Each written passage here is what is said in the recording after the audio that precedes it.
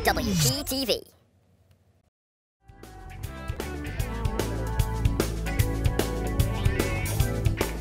What's up, guys? Ooh, I'm short.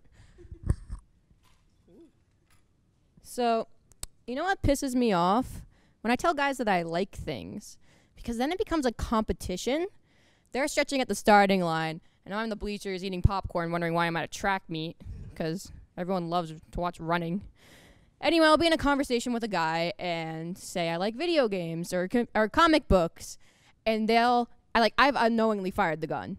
They're speeding off at this point, running like, what's Robin's real name? What happened in edition 14 and panel 246 of Iron Man?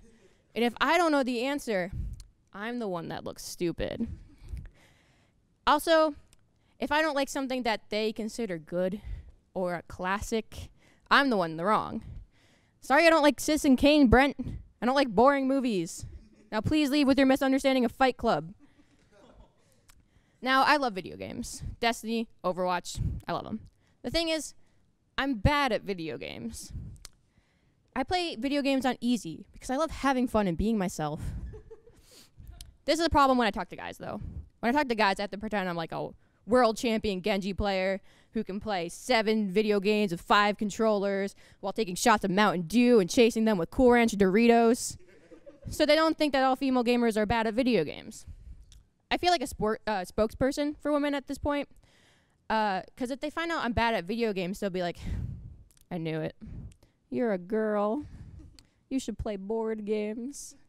I mean, I love Candyland, but Candyland doesn't have good graphics.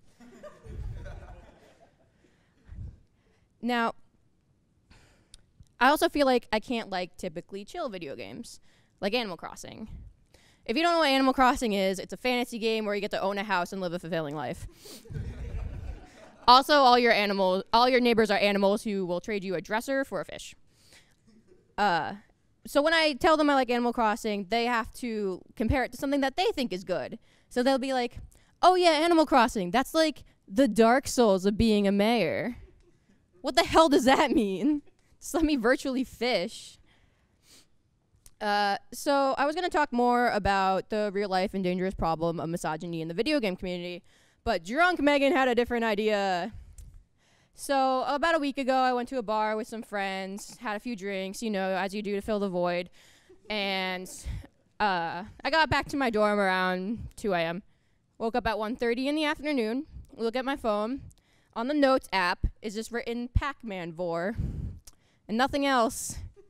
If you don't know what vor is, I'm going to tell you, and you'll never be able to rid yourself of this information. Basically, vor is a fetish for people that like to be eaten or like to eat people. I cannot make this up. I'm so sorry. And, you know, sober Megan's connecting the dots like, oh, I wanted to talk about how Pac-Man has a vor fetish. Because you know when he's all powered up and you can eat the ghost to get more points? You know what I'm talking about. Then I came to the question, can you eat a ghost? They don't have a physical form. So can you breathe a ghost?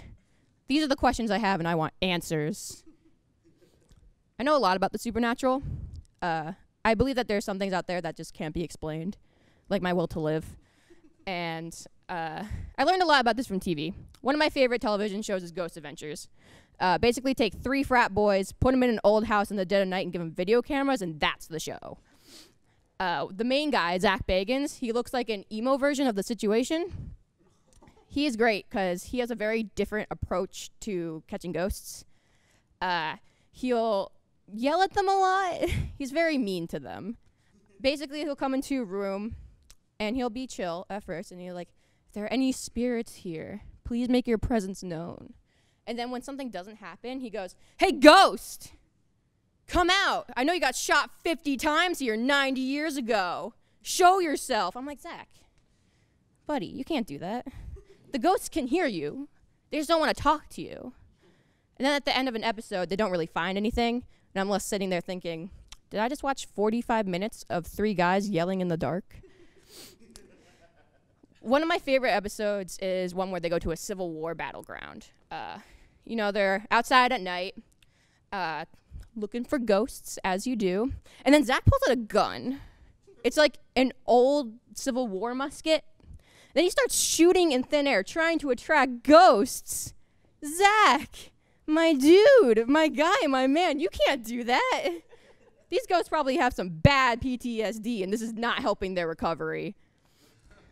I can just imagine, like, a Civil War soldier floating, like, who is this man? Doesn't he know the war is over? Who gave this silly man a gun? And then, you know, Zach's going gun crazy in infrared, and his two friends are freaking out because there's a bug in the camera. We truly do live in the golden age of television.